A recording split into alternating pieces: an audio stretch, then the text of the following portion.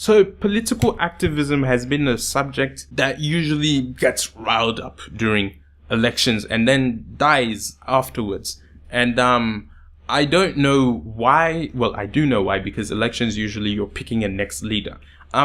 With political activism, personally, I feel like political activism is something that you pursue continuously.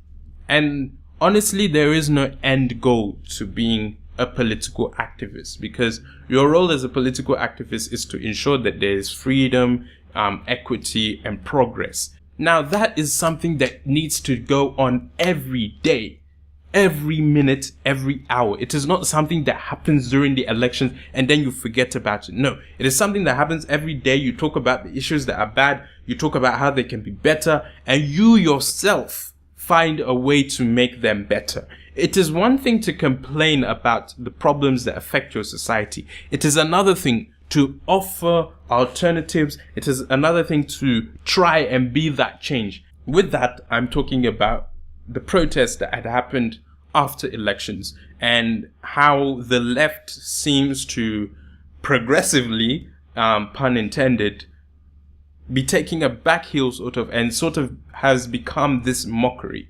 I think the problem with the left in general is that we are more reactionary than we are preemptive. And I think that's the best way to put it, actually.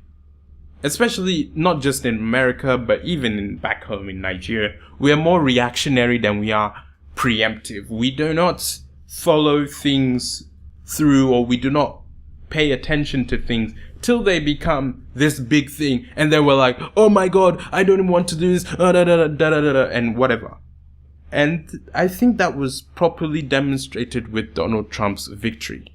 When Donald Trump started,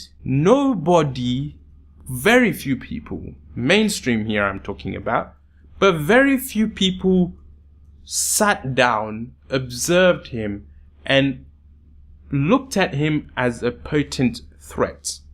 They rather, within their circles, one thing you shouldn't do is have too close a circle.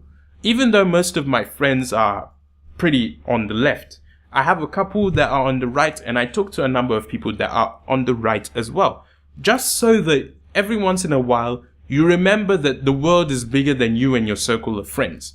That was what was shown in the Trump elections, or in the presidential elections, was that people thought that, oh, because me, my friends, and my family hate Trump, then, generally the American people hate Trump too.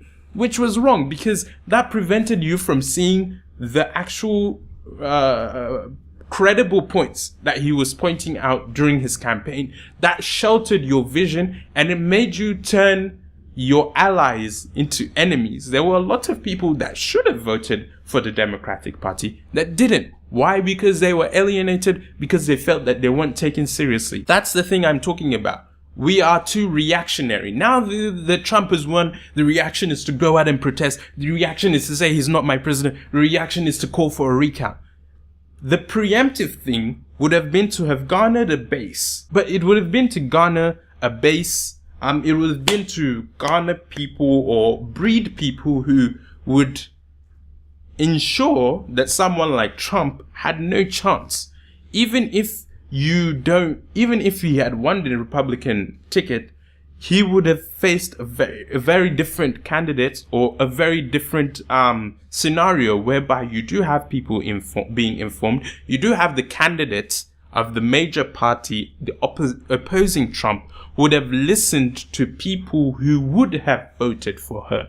And that's another thing with Hillary Clinton. I feel like throughout this campaign, she ignored and dismissed millennials and people who would have voted for her, people who have felt disenfranchised. And she alienated those people when she was supposed to get